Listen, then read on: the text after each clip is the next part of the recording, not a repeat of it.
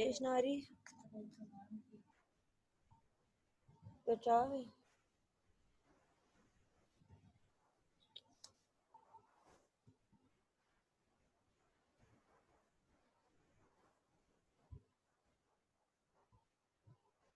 अस्सलाम वालेकुम क्लास। वालेकुम सलाम मैम। हाँ जी, आप लोग कैसे हैं? Ma'am, we are good. Good in our studies. Ma'am इतना ज़्यादा काम मिलता है, इतना ज़्यादा काम मिलता है। मैम हाँ करने मिलता की है, सब कोशिश कर रहे हैं। Yes ma'am. मेरा ख्याल में सबसे ज्यादा रिलैक्स तो मैंने रखा हुआ है आपको। Yes ma'am, yes ma'am. Ma'am अभी हम लोग को कुछ असाइनमेंट्स मिली नहीं होती, हमने कहते हैं अब एक कंप्लीट हुआ, आज से कौन का साथ देंगे, उसी दिन हमें एक क्विज और असाइनमेंट मिल जाता है उसी दिन। ये कौन से सब्जेक्ट की बात हो रही है? मैम सबकी सबकी सब मतलब इसका मतलब है कि मेरे क्विज़ेस नहीं आ रहे आप लोगों के पास। मैम, लेकिन मैम आप भी लीजिएगा, लेकिन मैम नेक्स्ट वीक में आप ले लीजिएगा। Yes ma'am. ठीक है, फिर ये है कि ये टॉपिक कंप्लीट करते हैं इस वीक, क्योंकि ये तो Yes. ख़त्म हो गया है ना। आप लोगों का लाइक वीक ख़त्म हो गया, आज सेकंड क्लास है। लेकिन मैं चाह रही थी कि आप लोग कुछ पढ़ लो, क्योंकि जो ऑलरेडी हमने पढ़ा है आपको पता है, मैंने उसकी बहुत प्रैक्टिस कराई है आपको। और उसके Yes, बाद ma'am. वाली के जो टॉपिक्स हैं, स्पेशली जो ऑनलाइन क्लासेस के 2 वीक्स के टॉपिक्स हैं, ये आप लोगों के ज़्यादा प्रॉब्लमेटिक है कि आप लोगों का इसमें से कोई टेस्ट नहीं हुआ। वो मैं आप लोगों को इस तरह से नहीं लूँगी कि अब आप लोगों ने मुझे असाइनमेंट्स फॉरवर्ड करनी हो, जो आप लोग थीसिस लिख के भेजते हो ना मुझे अपनी मर्जी से ट्रांजैक्शंस लिख के, वो नहीं। I will take your live quizzes, क्योंकि उससे आपको पता चलेगा कि आपकी कितनी प्रिपरेशन। क्वेश्चंस आपको अननोन होंगे और I ask you oral quizzes, ठीक है? क्या कह रही है मैम बेटा? आपकी तबीयत हाँ, I am not feeling well since last couple of days, और दुआ करें बस। थ्रोट का थोड़ा इशू है, फीवर नहीं है मुझे, so I hope it's not that corona thing. लेकिन Get well. जी, I said may you get well soon. okay, thank you. So you have to bear my this coarse voice today. Where are others? बाकी सबके क्या हालात हैं और कैसे जा रहे हैं उनके बाकी सब्जेक्ट्स? सुनैरा और तानिया के अलावा where are others? असाइनमेंट्स रोज की मिल Yes, रही है। ma'am. असाइनमेंट्स में बिजी हैं, कोई मसला नहीं है। असल में असाइनमेंट से ही तो पता चलता है बेटा कि आप लोग कितना पढ़ रहे हो, ठीक है? या कितना एफर्ट पुट कर रहे हो। लास्ट जो हमने पढ़ा है उसमें से कोई क्वेश्चन परपेचुअल इन्वेंटरी सिस्टम में कोई क्वेश्चन है तो बताएं।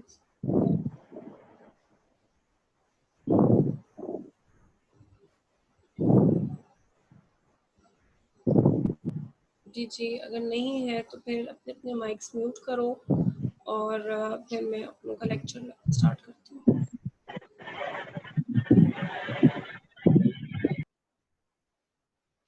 Good enough. So we have today's topic we have periodic inventory system.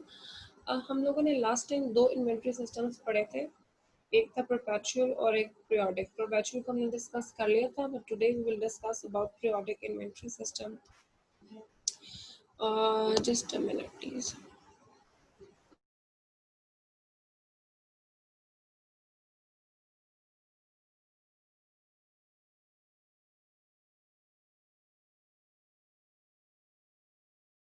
Okay, let's start with today's lecture.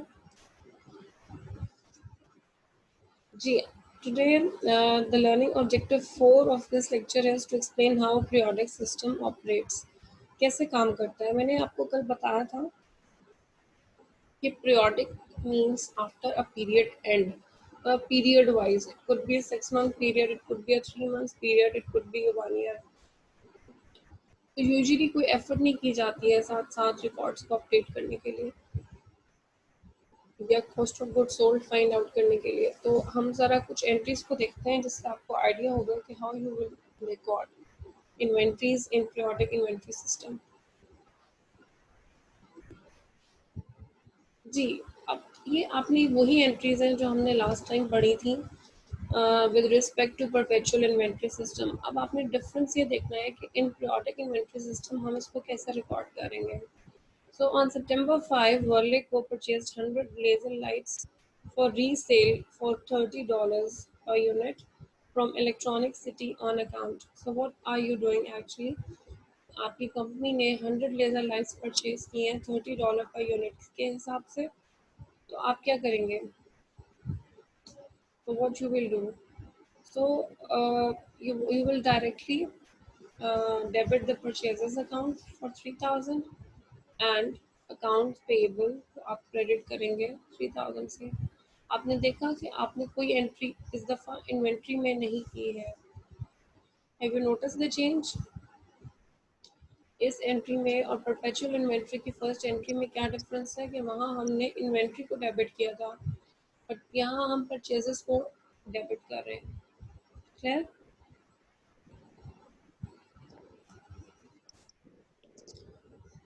यहाँ कोई मसला किसी को डिफरेंस समझ में आ गया कि यहाँ we are actually discussing periodic inventory system. उसमें हम फर्स्ट एंट्री नोट डाउन कर रहे हैं और फर्स्ट एंट्री है जब हमने परचेजेस की। और when we purchased, so what we will do, we will actually debit the purchases account under periodic inventory system rather than जो हमने लास्ट टाइम किया था, हमने इन्वेंट्री को डेबिट किया था। So this is the difference. जी, नेक्स्ट एंट्री वही है, इसलिए मैं ज़्यादा टाइम नहीं लगाऊंगी कि आपने क्या किया, सेल कर दी 10 laser lights for $50 per unit on account to ABC ratios. किसका माइक ऑन है? प्लीज इसको ऑफ कर लें।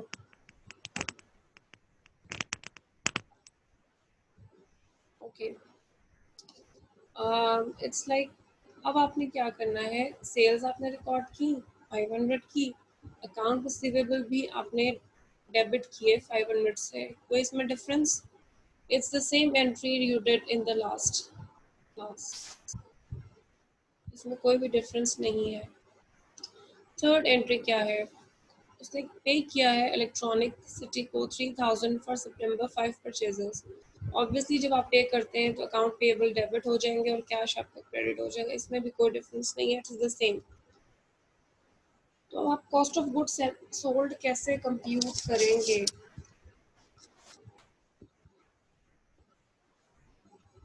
The accounting period records of party supply show the following. Inventory जो है जनवरी 1 को 14,000 है, purchases during the year is 130,000, दिसंबर 31 को पार्टी सप्लाई ने काउंट किया अपनी मर्केंडाइज ऑन हैंड $12,000 की। तो अब आपने मुझे बताना है cost of goods sold for the year क्या है। जी, कोई ट्राई करें इसको प्लीज, आप सब लोग अपनी अपनी नोटबुक्स पर इसको ट्राई करें। This is a little problem जो कि आप लोगों ने अभी इसको सॉल्व करनी है कि स्टार्टिंग इन्वेंट्री आपके पास 14,000 है, परचेजेस जो आपने की वो 30,000 की, पीरियड एंड पे आपके पास जो रह गई है इन्वेंट्री वो 12,000 की रह गई है। इसका क्या मतलब हुआ कि cost of goods sold for the year कितनी आएंगी, वो आपने फाइंड आउट करनी है।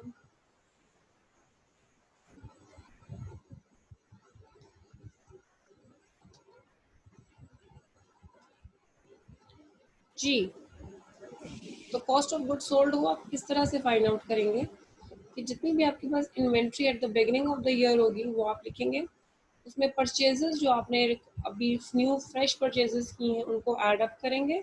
You will get cost of goods available for sale, not cost of goods sold. ये देखें, इस cost of goods available for sale 144,000, उसमें आप ending inventory of the year less कर देंगे, you will get cost of goods sold. Clear? Any confusion?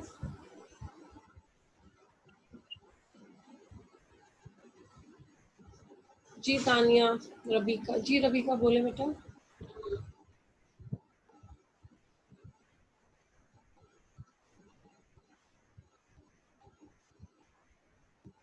Okay, ma'am ये रबीका ने दोबारा से करा दूं? ये दोबारा से करा दो। Okay, we had a question, ये आपका क्वेश्चन था छोटा सा कि आपके पास इन्वेंट्री, पहले तो आपको एंट्री समझ में आई है कि आपने क्या किया था जो फर्स्ट एंट्री की है? ये देखिए जो डिफरेंस है ना पीरियोडिक में Yes, और ma'am. इसमें, this was the first entry जिसमें आपने परचेजेस डेबिट किए, न्यू परचेजेस को आपने क्या कर दिया, डेबिट कर दिया। अब आपने क्या करना है, अब आपको उसी कॉन्टेक्स्ट में एक कहा जा रहा है you have to compute the cost of goods sold. Cost of goods sold को फाइंड आउट करने के लिए एक टेम्पलेट है आपके पास, this is the template, okay, ये टेम्पलेट है आपके पास। इसमें आप क्या करते हैं, इन्वेंट्री बिगिनिंग को सबसे पहले लेते हैं, वहाँ से स्टार्ट करते हैं, उसमें साल में जो कुछ भी आपने परचेज किया उसको ऐड करते हैं। You will get cost of goods available for sale 144,000 आ गई आपके पास। जो बिगिनिंग में था उसमें परचेजेस ऐड की तो cost of goods available for sale आ गया। Now you have to less, ठीक है, आपने इसको 144 में से 12,000 लेस किया inventory at the end of the year and you will get cost of goods sold.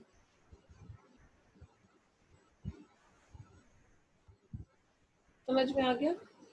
Yes, ma'am. आ गया. अब आपने इसको, जैसे हम कुछ टेम्पलेट्स को याद करते हैं ना, जैसे कि इसका क्या फॉर्मूला है या ये स्टेटमेंट Yes, ma'am. बनानी है तो स्टेटमेंट में क्या क्या आएगा, तो ये समझने की ये छोटी सी कॉस्ट ऑफ गुड्स सोल्ड की स्टेटमेंट है आपके पास कि आपने बिगिनिंग Okay. इन्वेंट्री से स्टार्ट करना है, उसमें परचेजेस ऐड करनी है तो आपके पास cost of good available for sale आ जाएगा। अच्छा, for every one of you ऐसा हो सकता है कि इन सब में से, जैसे inventory, purchases, cost of goods available for cell, inventory at the end या कॉस्ट ऑफ गुड्स सोल्ड, इनमें से सब दिया हुआ और कोई एक चीज मिसिंग हो तो बाकी चीजें आप लोग फाइंड आउट कर सकते हैं ना। इस केस में तो आप सीधा सीधा आ रहे हो ना, 14 plus 130 is equal to 144 minus 12 132,000। Das are you there? Yes ma'am. हाँ, तो मैं ये कह रही हूँ कि कॉस्ट ऑफ, आपको इसमें तो परचेज आपने सेल कॉस्ट को ऑफ, हाँ, ऐड अगर सपोज आपको परचेजेस फाइंड आउट करनी हो तो आप इधर से क्या करेंगे, बैक वर्किंग पे जाओगे। मैथमेटिक्स का रूल है कि इक्वेशन Yes, में ma'am. कर सकते आपके हैं. पास, हाँ, दो चीजें ऐड हो रही हैं और इक्वल टू के बाद वाली चीज आ रही है, तो आपको अगर इक्वल्स टू के बाद वाली चीज ऑलरेडी नोन है तो आप इक्वेशन की दूसरी साइड की चीजें भी फाइंड आउट कर सकते हैं। Okay, Yes, ma'am. गुड। तो अब हम आगे चलते हैं नेक्स्ट स्लाइड पे, that is about creating a cost of goods sold. Now party supply must create a cost of goods sold account. अब आपके पास पता चल गया आपको कि कॉस्ट ऑफ गुड्स सोल्ड कितनी थी, you have to create a cost of goods sold account. अब आपने cost of goods sold end में इसको एंटर किया कितना, 144,000, और इन्वेंट्री बिगिनिंग आपकी थी 14,000, परचेजेस थी 130,000 की, तो सो अल्टीमेटली आपको कॉस्ट ऑफ गुड्स सोल्ड आपके पास आ गई। ये एंट्री थी आपकी। नेक्स्ट है creating cost of goods sold में आपने एंडिंग इन्वेंट्री की भी एंट्री कर दी है, ये डिफरेंट है, ठीक है, इसके साथ मैंने 1 लिखा है ना, this is 1, this is for cost of goods sold. पहले जो आपने एंट्रीज की हैं उसमें कॉस्ट ऑफ गुड्स सोल्ड नहीं था, now you have to incorporate the effect of cost of goods sold. तो कॉस्ट ऑफ गुड्स सोल्ड के लिए पहले आप परचेजेस और ओपनिंग इन्वेंट्री की एंट्री करेंगे, देन सेकंड स्टेप में आपने क्या किया, एंडिंग इन्वेंट्री को डेबिट कर दिया और कॉस्ट ऑफ गुड्स सोल्ड जो है वो क्रेडिट कर दी। ठीक हो गया।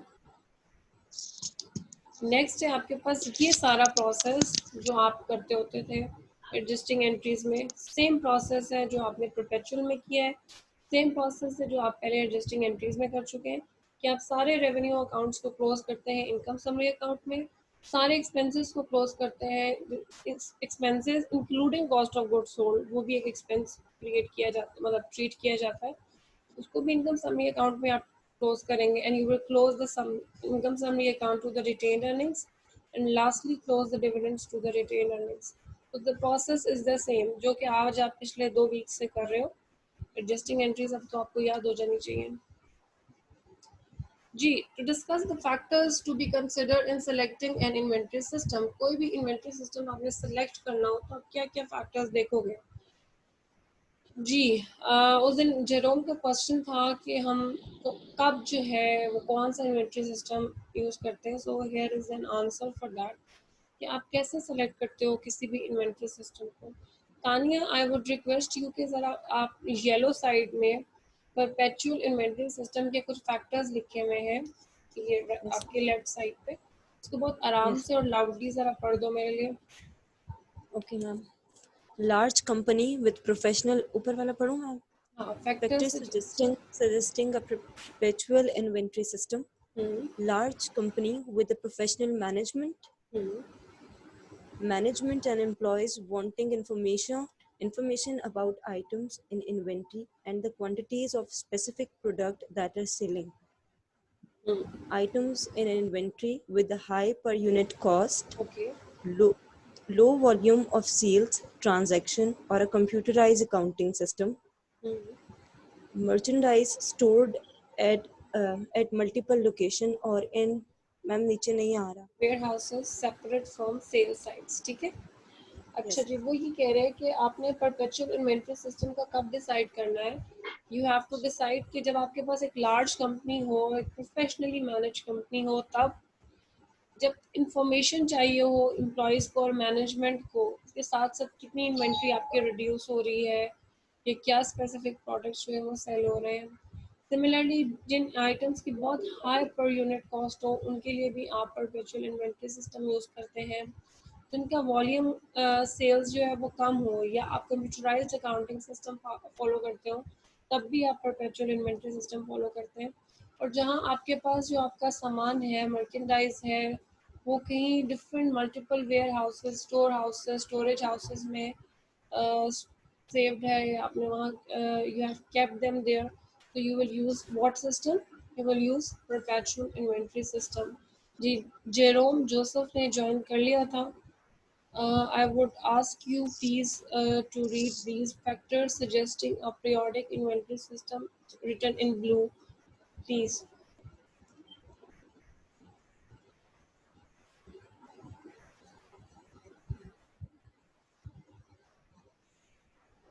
Where is Jerome?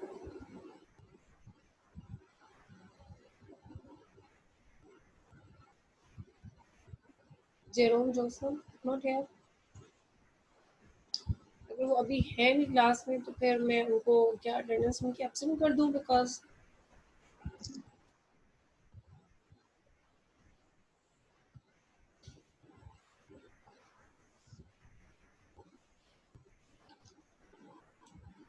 जोनेरा आपको, Yes, ma'am. बेटा आप रीड कर दो जरा। Okay, ma'am. Factors suggesting a periodic inventory system. Small company run by owner.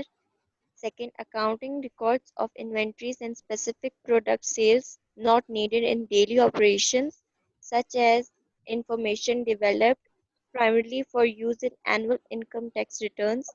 Third, inventory with many different kinds of low-cost items. Fourth, high volume of sales transactions and a manual accounting system. And the last one, all merchandise stored at the sales site, for example, in the store.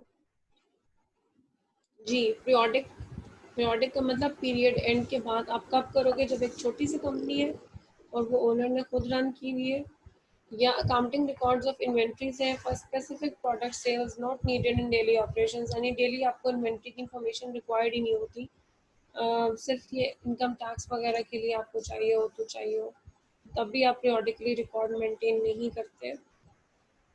और inventory जो है वो high volume of sales transactions and a manual accounting system. जी, अगर आपकी transaction sales की बहुत ज़्यादा हो और मैनुअल अकाउंटिंग सिस्टम आप मेंटेन कर रहे हो, तब भी आप ज़्यादा पीरियोडिक सिस्टम यूज़ करते हैं। And all merchandise stored at sale site, यहाँ जहाँ पे आप बिजनेस कर रहे हो, रिटेल आउटलेट है, वहीं पे आपकी इन्वेंट्री भी स्टोर्ड है, तब भी आपको इतनी ज़रूरत नहीं पड़ती कि आप परपेचुअल फाइंड सिस्टम यूज़ करें, you will only use periodic inventory system. Differences clear हो गए आप लोगों को? Yes, ma'am.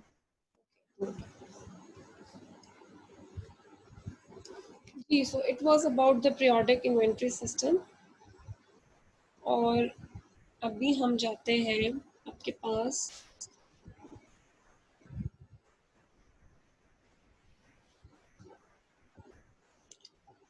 जी आपके पास स्क्रीन शेयर में क्या आ रहा है?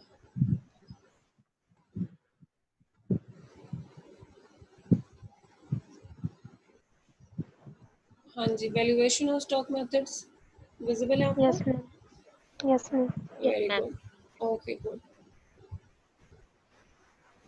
जी, so valuation of stock methods, पहले हमने पढ़ा कि इन्वेंट्री सिस्टम्स कौन से होते हैं। वो टू टाइप्स के होते हैं, one is perpetual inventory system and the other is periodic inventory system. अब हम पढ़ेंगे what are the valuation methods of stock, stock को आप वैल्यू किस तरह से करते हैं। जी, any manufacturing organization purchases different material throughout the year.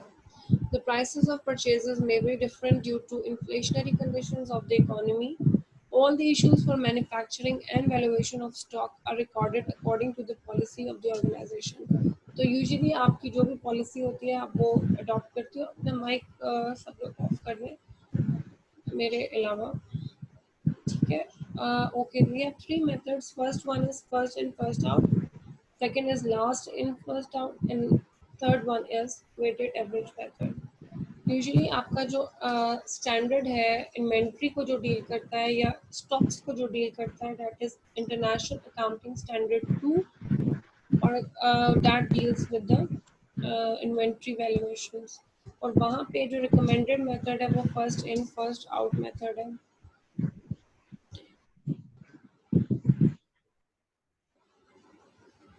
First in first out method, last in first out method and weighted average method ये क्या होते हैं? We will discuss it one by one.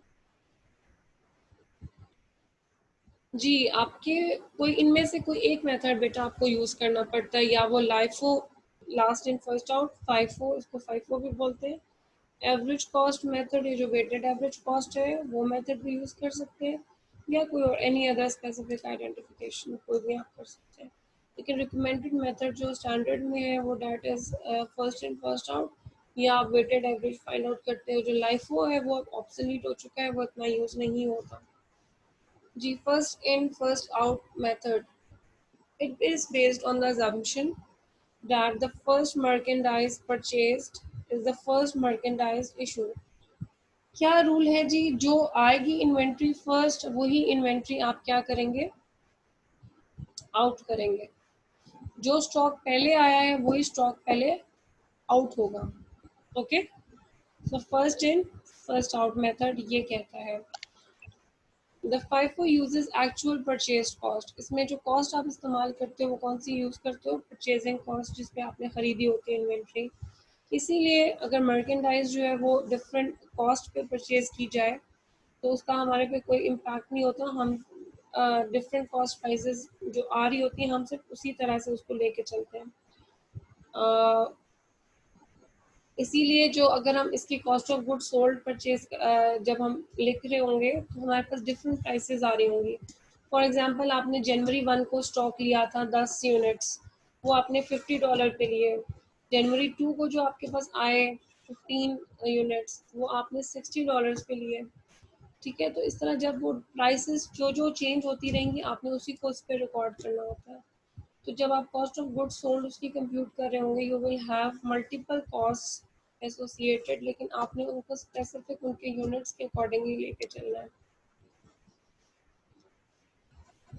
Characteristics क्या है? These are the characteristics of FIFO। ये usually method जो है वो यूज होता है for determining the value of cost of goods sold and closing stock. बहुत ज़्यादा कॉमन मेथड है और सबसे ज़्यादा एक्सेप्टेबल मेथड है। इसमें होता क्या है? In the FIFO method oldest available purchase cost are transfer to the cost of goods sold. Oldest का क्या मतलब है? जुनैरा, ये बात मुझे ज़रा आपने एक्सप्लेन करनी है जो मैंने लास्ट टाइम अभी एक्सप्लेन किया कि ये जो सेकंड बुलेट में एक्सप्लेन किया गया है, ये this point, what is it saying? Ma'am मैं अभी इसको नहीं एक्सप्लेन कर सकती, मैं खुद अभी समझ रही हूँ। एक्सप्लेन इन द सेंस जो मैंने आपको समझाया अभी पिछले 2 मिनट में मैंने जो बात बोली है वो मुझे बताओ कि व्हाट डज इट मीन कि oldest available purchase cost are transferred to the cost of goods sold. Anyone else? कोई और volunteer?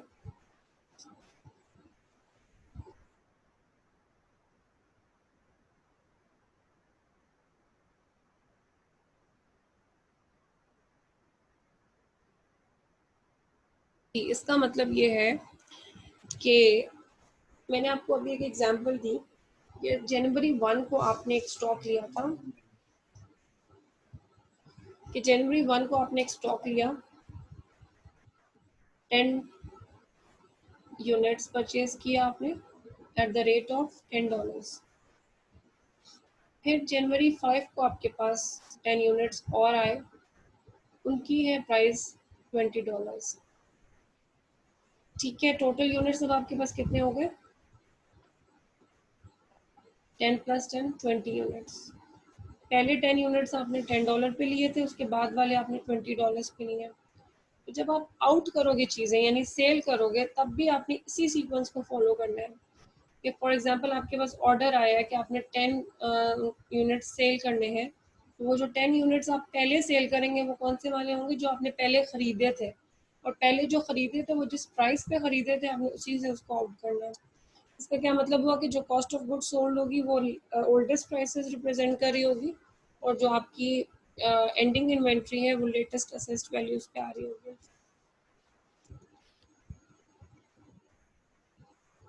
ठीक है, कि FIFO मेथड में कॉस्ट ऑफ गुड्स सोल्ड आपकी ओल्डेस्ट, सबसे पुरानी जो कॉस्ट होती है वो आ रही होती है, और उसमें एंडिंग इन्वेंट्री किस पे आपके पास हो रही होती है? It is the latest recent cost. ये आपको थोड़ा सा हेल्प करेगा, इस तरह से मैंने इसमें डाला है। For example you have on August 1 आपने कुछ परचेजेस की, कितनी परचेजेस की? 10 यूनिट्स आपने परचेज किए एट द रेट ऑफ 91।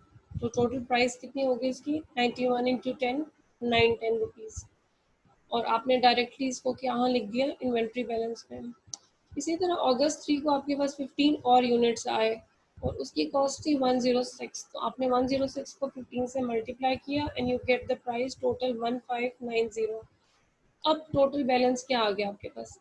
910 तो पहले थे, उसमें प्लस किया आपने 1590, तो अब इन्वेंट्री आपके पास टोटल मौजूद है कितनी? 2500 की इन्वेंट्री आपके पास स्टॉक में मौजूद है। अब आपने सेल करनी है, तो आप कैसे सेल आउट करोगे?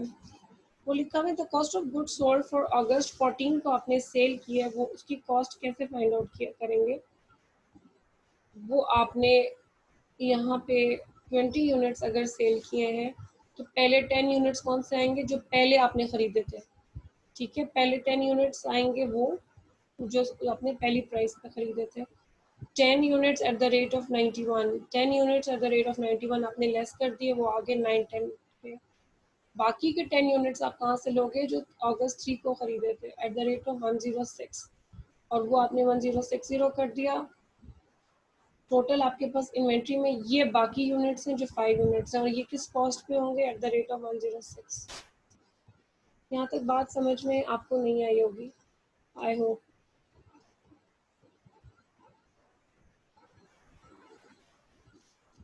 जी, यहाँ तक जो मसला मसाइल है वो क्लियर करें ताकि फिर हम उसके बाद आगे चलें।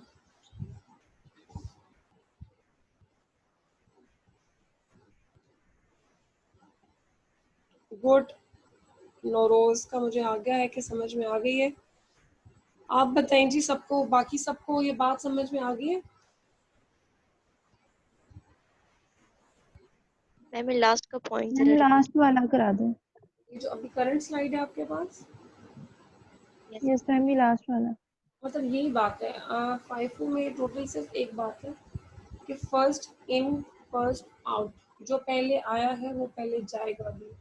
आने का क्या मतलब है? जो आपने पहले परचेज किया है। जाने का क्या मतलब है? जो आपने सेल किया है।